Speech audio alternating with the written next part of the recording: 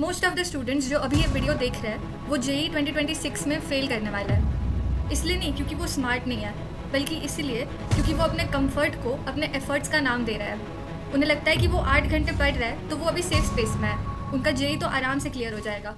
But अगर वो 8 घंटे आपको ईजी लगा है, अगर वो 8 घंटे में आपको डर नहीं लगा है, आपको डिस्कम्फर्ट नहीं हुआ है, तो शायद आपने वो 8 घंटों में कुछ सीखा ही नहीं है। हम्म क्योंकि जब हमें ये फील होता है ना कि मैं सुबह से बैठी ही हूँ, मैं काम ही कर रही हूँ, मैं पढ़ ही रही हूँ, दैट मीन्स मैंने एफर्ट्स डाले हैं। वो एक तरीके से आप खुद को फेक कॉन्फिडेंस दे रहे हो सिर्फ बैठने का।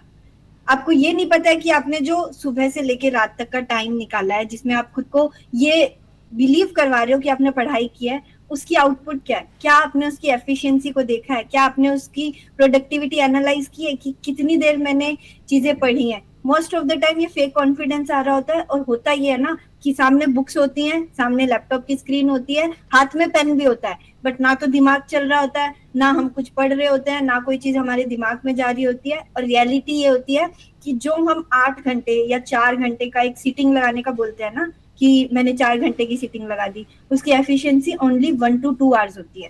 एक्चुअल प्रोडक्टिविटी अगर उसकी काउंट की जाए ना, तो वो सिर्फ 1 to 2 आवर्स है। इसका क्या मतलब कि आपने 4 घंटे पढ़ाई की थी? वो तो झूठ है। बिल्कुल बिल्कुल। तो जब हम कह रहे हैं आपसे कि आपने अपने कंफर्ट को अपने एफर्ट्स का नाम दे दिया है, तो इसका एग्जैक्टली मतलब ये है कि आप बुक पकड़ के तो बैठ रहे हैं 8 घंटे के लिए, आप सबको दिखा रहे हैं कि आप बिजी है। जेई का सबसे बड़ा फैक्टर ये होता है कि हम खुद को बिजी दिखाता है, हम पूरे घर पे ये दिखाता है कि हम पूरा दिन पढ़ाई कर रहे हैं और हम बुक खोल के बैठ जाता है। और जब हमें इसकी आदत हो जाती है बुक खोल के बैठने की, तो जब हम नहीं भी पढ़ रहे होते हैं तो हम बुक खोल के बैठ जाता है और खुद को ये बार बार बताता है कि मैंने तो 8 घंटे पढ़ाई की आज, मैंने तो आज 10 घंटे पढ़ाई किया। जबकि आपका जो रियल स्टडी टाइम होता है, वो जो रियल टाइम होता है जब आपने एफर्ट्स मारा है, जब आपको डिस्कम्फर्ट हुआ है, जब आपको मन किया है कि आप गिव अप कर दो और नहीं पढ़ो, बस हो गया आज के लिए, अब बहुत थकान हो गई है। जब सुबह सुबह आपका अलार्म बजता है तो आपका मन किया है कि इसको स्नूज करके सो जाओ, बट आप उठे हो, तो ये जो नंबर ऑफ टाइम्स आपको डिस्कम्फर्ट हुआ है ना, ये एक्चुअली बहुत कम होता है। जब आप कंफर्टेबल बैठे हो और जब आप कोई रिविजन करने बैठे हो, तो आप बाय डिफ़ॉल्ट अपना स्ट्रॉन्ग चैप्टर उठा के रिवाइज करने बैठ जाते हो। क्यों ऐसा है कि आप अपने वीक पोर्शंस नहीं उठाते और आप खुद को डिस्कम्फर्टेबल फील नहीं करवाते हो कि ये आपको आज नहीं आता है, बट आपको इसको रिवाइज करके ख़त्म करना है। ये वाला क्वेश्चन आपने 2 दिन पहले सॉल्व किया था और आप नहीं सॉल्व कर पाए थे, आपको बहुत डिफ़िकल्टी हुई थी ये सॉल्व करने में। तो आज आप उसको प्रॉपरली रिवाइज कर रहे हैं और अपने माइंड में आप उसको फिट कर रहे हैं। ये होता है कि आप डिस्कम्फर्ट के थ्रू जाकर चीज़ें सीख रहे हैं। और हम करते क्या है, हम बिल्कुल अपोजिट काम करते हैं। जो चैप्टर मेरा बहुत स्ट्रांग है, मैं उसको 10 बार रिवाइज कर रही हूँ। जब पता है कि वो स्ट्रांग है, जब पता है वो रिकॉल हो जाएगा, जब पता है उसके क्वेश्चन सॉल्व हो जाएंगे, तो उसको 10 बार रिवाइज करने का क्या मतलब है? वो एक तरीके से आप अपना टाइम वेस्ट कर रहे हो। और एक्चुअल क्या होता है, रिवीजन का कहीं से ये मतलब नहीं होता है कि जो चीजें आपको आती है वो देखनी है। रिवीजन का मेजर पर्पज इज कि जो चीजें आपको नहीं आती है या जो चीजें आप भूल रहे हो, उस चीज को रिकॉल करना। क्योंकि एग्जाम में ये चेक किया जाएगा कि आप कितना एक्टिवली रिकॉल कर पा रहे हो। तो उसमें जो ऑलरेडी पता है वो तो चेक होंगी नहीं, क्योंकि वो तो वहां भी याद ही रहेगी। जो भूलते हो वो चीज चेक होगी ना, कि आपको याद आई थी कि नहीं आई थी। इसीलिए अपन ने कितनी डिस्कशंस की हैं कि रिवीजन कैसे करते हैं, कैसे रिवीजन को स्ट्रॉन्ग करते हैं, क्या क्या तरीके होते हैं जिससे हम रिवीजन कर सकते हैं। उनका मेजर पर्पज यही था, आपको क्लैरिटी देना कि आप सही डायरेक्शन में जाओ। बट अगर आपको वो कंफर्टेबल वाली सिचुएशन में रहना है, स्ट्रॉन्ग चैप्टर को 10 बार रिवाइज करना है, तो आप कर क्या रहे हो? आप एक तरीके से अपने एफर्ट्स की डिसरिस्पेक्ट कर रहे हो। और उससे होता ही है कि आपको रिजल्ट नहीं दिखता है। आपको लगता है मैंने रिवीजन तो की थी लेकिन मॉक में मार्क्स नहीं आए। अगर आपने रिवीजन ही गलत चीज की थी, तो आपके मॉक में मार्क्स कैसे आएंगे? यस, बिल्कुल बिल्कुल। और इस वीडियो का पर्पस वही है कि आपका जो फॉल्स बिलीफ सिस्टम है उसको हम ब्रेक करने की कोशिश कर रहे हैं। हम दिखा रहे हैं आपको कि जो टॉपर होता है, या तो जो एक्चुअली लोग खुद पे काम कर रहे होता है, जो लोग खुद को बिल्ड कर रहे होता है पूरे जेई में, वो एग्जैक्टली करते यही है। वो 8 आवर्स ऑफ स्टडी भले ही कोई दिन नहीं कर पाते होंगे, वो किसी दिन 8, किसी दिन 10, किसी दिन 4 होंगे, बट जब वो पढ़ रहा है तब वो खुद को वो डिस्कम्फर्ट के थ्रू डाल रहा है, वो नई चीज़ें सीख रहा है, वो टफ चीज़ें सीख रहा है, वो आज कुछ सीख रहा है और कल फिर से उसके ऊपर काम कर रहा है। और जब तक वो उसमें बहुत अच्छे नहीं बन जा रहा है तब तक करके उसके बाद वो नई चीज़ सीख रहा है फिर से। वो रेपिटेटिव लूप में नहीं चल रहा है कि वो जो इजी है या तो फिर जो उनके लिए करना अच्छा है, जो उनके फेवरेट सब्जेक्ट्स है, सिर्फ वही करते रहे। वो माइंडसेट में वो नहीं होता है। और उनकी एक जो अच्छी आदत होती है वो पता है क्या है, वो अगर कर रहे हैं ना कि मैंने 4 घंटे की सिटिंग लगाई है तो उनकी एफिशिएंसी वो पूरे 4 घंटे होते हैं। वो ऐसी नहीं होती है कि प्रोडक्टिविटी सिर्फ 1 to 2 आवर्स आ रही है। और एक चीज होती है ना, टॉपर्स जनरली क्या करते हैं, जो टफर क्वेश्चंस होते हैं या जो चीजें उन्हें बहुत ज्यादा डिस्कम्फर्ट दे रही होती है ना, उसके साथ ज्यादा टाइम बिताते हैं। अगर वो कंफ्यूज है तो वो उसके साथ बैठेंगे, अगर उनके मॉक टेस्ट में कहीं ज्यादा मार्क्स कटे हैं तो वो उसके साथ बैठेंगे।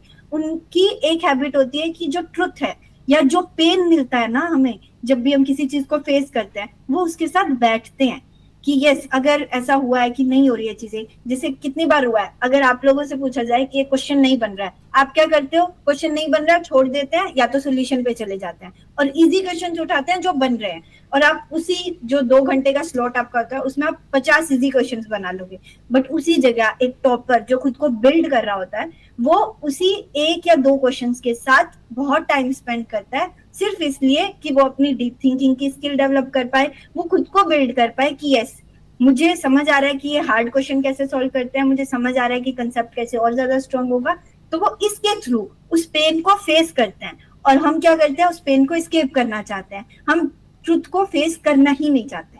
और इसीलिए जब भी कोई चीजें करते हैं, ऐसा नहीं है कि वो बहुत ज्यादा इजियर होंगी, वो टफ होगी चीज, बट वो उस चीज के साथ बैठते हैं।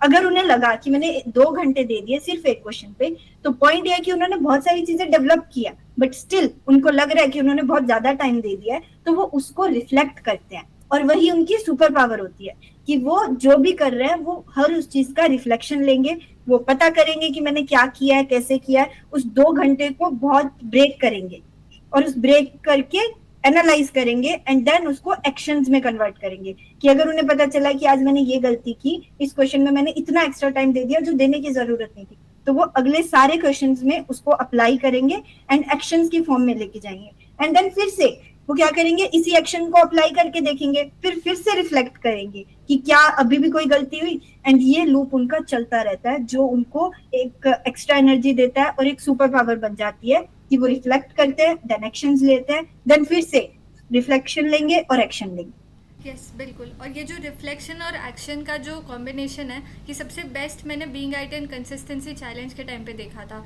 कि जब कोई स्टूडेंट लिख रहा है, उनको फॉर्म फिल करना होता है और उनको 5-6 क्वेश्चंस का जवाब डेली देना होता है। तो एक क्वेश्चन में वो कह रहे हैं कि वो आज 8 घंटे बैठे थे, वो आज 10 घंटे बैठे थे, बट जो एक क्वेश्चन आ रहा है कि आपने आज क्या इश्यूज फेस किया है, उसमें ऑनेस्टली जेन्युइनिटी से पूरा लिखना कि मैं 8 घंटे तो बैठा था, बट मेरा जो प्रोडक्टिव टाइम है वो 8 घंटे नहीं है, वो बहुत कम टाइम था।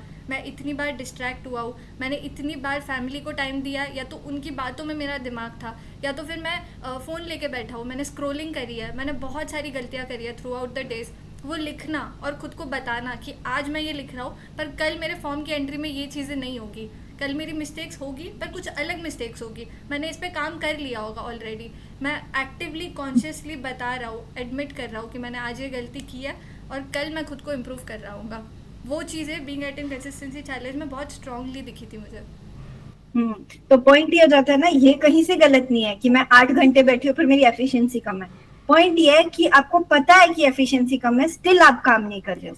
और अगर जिस इंसान ने वो काम कर लिया वो खुद को इम्प्रूव कर लेता है, तो पूरा कंक्लूजन यही आ जाता है कि जिस इंसान ने डिस्कम्फर्ट को बहुत मेहनत से एफर्ट्स दिए हैं, उस डिस्कम्फर्ट में जाने के लिए, उस ट्रुथ को फेस करने के लिए वो पेन लिया है, वो तो अपने गोल्स के पास चला जाएगा। और जिसको कंफर्टेबल होके एफर्ट्स डालने की आदत है कि ठीक है पढ़ाई हो रही है तो कर लेते हैं, मन कर रहा है तो कर लेते हैं, अगर कोई चीज टफ लग रही है तो गिव अप कर देते हैं, वो इंसान अपने गोल्स से दूर चला जाता है।